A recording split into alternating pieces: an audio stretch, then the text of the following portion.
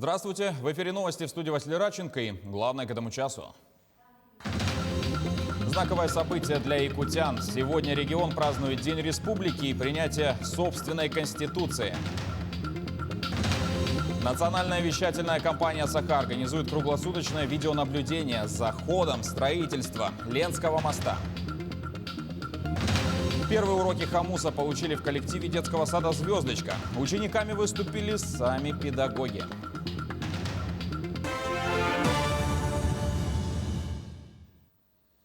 День образования Республики Саха-Якутия отмечается сегодня в нашем регионе. Это особая дата в истории. Статус автономии регион получил 27 апреля 1922 года. Это произошло благодаря стараниям целой плеяды видных деятелей Якутии – Максима Амосова, Платона Аюнского, Исидора Барахова и многих других. А ровно 70 лет спустя, в 1992 году, вступила в силу новая Конституция Республики, и Якутия обрела государственность в составе многонационального российского государства. А накануне Дня Республики в Якутске презентовали юбилейную эмблему и торжественно запустили официальный сайт «Столетие образования Якутской ССР». Эмблема объединяет традиционные для Якутии образы и метафоры, узнаваемые символы региона. За основу было взято СРГ – ритуальный столб, символизирующий местность, дом, родину, древо жизни. Также можно увидеть герб, основной символ республики. Добавили и вечный календарь. Одна из его особенностей – он сделан без привязки к определенному году. Министерство по внешней связи и делам народов является координатором всех мероприятий юбилейных, которые уже проводятся и будут проводиться в нашей республике в рамках федерального плана, который был принят Организационным комитетом, и в рамках основных мероприятий республиканских. Это более 60 мероприятий, по которым уже работа ведется и будет вести в текущем году и в следующем году. Оформление документов по Ленскому мосту в Якутии завершат в течение 2 месяцев. Об этом сообщил глава региона Айсан Николаев в ходе прямой линии ко Дню Республики. Также Николаев выразил уверенность, что строительство моста через Лену начнется в этом году. Главные решения, которые требовались для включения моста в программу федерального финансирования, уже приняты. 3 раза состоялся научно-технический совет в Минтрансе России. Ни один объект в стране за последние годы так тщательно не рассматривался. Глава подчеркнул, что это уникальное сооружение, в частности, по своим размерам и по климатическим условиям, в которых он будет возведен. Главные решения, которые требовались нам для включения моста в федеральное финансирование, на сегодняшний день уже приняты. 3 раза состоялся научно-технический совет Министерства транспорта Российской Федерации, на котором наш мост был рассмотрен, знаете, вот просто со всех сторон. Мне говорят, что ни один объект последние годы так не рассматривался тщательно, как Ленский мост. И это правильно, потому что ни один такой инженерный объект громадный в таких суровых природно-климатических условиях, экстремальных климатических условиях не строился. Перепад температур свыше 100 градусов, одна из величайших рек мира, 3-метровые льдины. Для инженеров, для ученых, для мостостроителей это просто уникальное сооружение, которого нигде в мире нет. И в том числе и с методами вот уже компьютерного моделирования и так далее, все это было смоделировано, и все 3 научно-технических совета, они дали одинаковый результат, что вот тот проект моста, который сегодня выбран, который сегодня заканчивается уже его проектирование крупнейшим проектным институтом страны, Гидрострой, который вот Санкт-Петербургский, который и вот мост во Владивостоке конструировал, и Крымский мост, который проектировал. Вот он сейчас проектирует как раз Ленский мост, этот институт. И вот его решение, 3-пилонный вантовый мост, это единственно возможное и самое правильное решение для вот реки Лена в районе города Якутска. Мост у нас будет сам по себе длиной 3 километра 100 метров, но к нему еще через протоки, вот со стороны Павловска, будет еще 3 маленьких моста, относительно маленьких, в общей сложности это 1,2 километра. Длина этих мостов будет. Вот, и еще свыше 10 километров подъездные пути и на правом, и на левом берега. Все решения сегодня приняты вот не только научно-техническим советом, но и, самое главное, правительственная комиссия по региональному развитию во главе с вице-премьером Маратом Шахерзяновичем Хуснуллиным решение приняло поддержать проект. Сейчас уже идут, скажем так, оформление документов уже непосредственно в самом правительстве. НВК «Саха» будет транслировать строительство Ленского моста. Наша компания планирует установить на месте близ столицы видеокамеру для круглосуточного мониторинга хода работ гражданами. Об этом сообщил генеральный директор НВК «Саха» Олег Марков в ходе прямой линии с главой республики Айсеном Николаевым.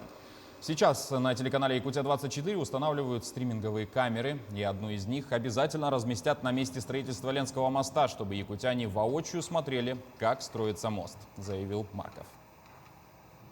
Затруднение движения на некоторых участках трассы Лена прогнозируют из-за ухудшения погодных условий. Синоптики обещают обильный снегопад и ухудшение видимости.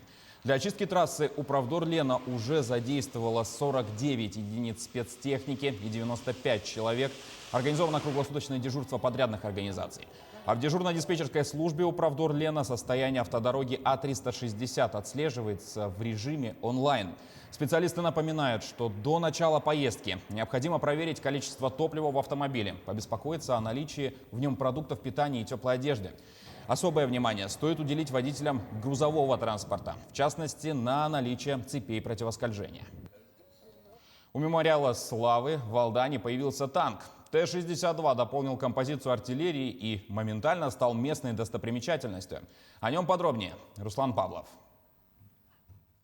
Знаменитый ветеран холодной войны и локальных конфликтов советской военной истории танк Т-62 установлен у мемориала славы в Алдане. К его появлению шли 2 года через долгую переписку с Минобороны и другими различными ведомствами. В итоге танк, по сути, подарили, а доставку и превращение машины в гражданский экспонат городу помогли осуществить местные предприятия. Поэтапно мы работаем с Министерством обороны. Орудия в 2017 году. Потом затишье, но бронзовые фигуры, бюсты, вернее, героев Советского Союза. Ну и в октябре 2020 года вышел приказ Министерства обороны о выделении безвозмездно и передаче танка. Конечно, мы мечтали о Т-34, но далее Т-62М. В общем, долгий процесс по производству работ демилитаризация. В общем, покраска. Правнук легендарной 34-ки Т-62 был создан в 1958 году прошлого столетия в ответ на единый средний танк НАТО и превосходил его по многим параметрам. Т-62 было суждено поучаствовать практически во всех локальных конфликтах этого периода, что обеспечило ему мировую известность.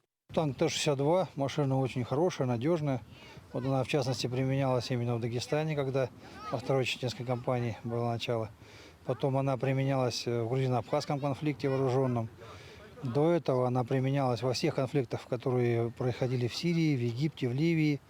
То есть эта машина поставлялась нашей армии, нашим государством туда и, соответственно, воевала во всех конфликтах. В Алдане на постамент стала модернизированная модель Т-62. Она уже стала излюбленной игрушкой местной детворы, которая уже нашла всю информацию про данную модель боевой техники в интернете. Вау! У нас появился новый танк в Алдане! Танк – это не последний экспонат в Алданском музее под открытым небом. Следующим элементом станет либо бронетранспортер, либо легендарная «Катюша». Руслан Павлов, Георгий Баранов, Алдан. Первые уроки хомуса получили в коллективе детского сада «Звездочка». Учениками выступили сами педагоги. А первыми результатами творческой деятельности поделились с нашим корреспондентом Еленой Фаст. Звуки хомуса слышны издалека. В небольшой комнатке идет урок, в этот раз для взрослых. Давно мечтали научиться этому искусству, делятся взрослые ученики. Потом можно вот так. В нашем учреждении реализуется проект «Мы разные, но мы вместе». Мы давно уже заинтересовались вот как раз вот творчеством таким вот, обучение игре на хомусе. Но не было, как говорится, подходящего, может быть, педагога, кто бы нас научил. А сейчас, конечно, Анна Трофимовна, мы очень рады, что она пошла к нам навстречу и как раз вот обучит членов нашего коллектива.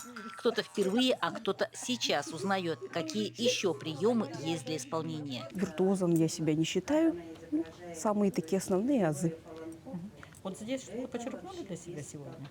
Да, конечно, очень было интересно, что не просто там одной рукой играем, ударяем, да, в этот язычок, но и есть разная техника. Специалист Национального центра культуры искренне рада. Учить, когда ученикам в удовольствие, здорово. Некоторые вообще не держали. Сегодня впервые взяли и уже звуки. Но это такой инструмент и демократичный, и маленький, куда угодно можно с собой носить. И самое главное – извлекать звуки, а импровизация потом придет. Для этого инструмента нет преград. Ни возраст, ни национальность не имеют значения. Ощущения очень хорошие. Во-первых, мы очень долго была мечта научиться все-таки. Конечно, в записях мы просмотрели, и конференция была, мы ходили. Но 2 дня это абсолютно недостаточно. У многих на хомусе играют уже дети. А теперь и они сами пробуют себя. И рады. Получается. Уроки впереди еще будут. А сейчас первый результат.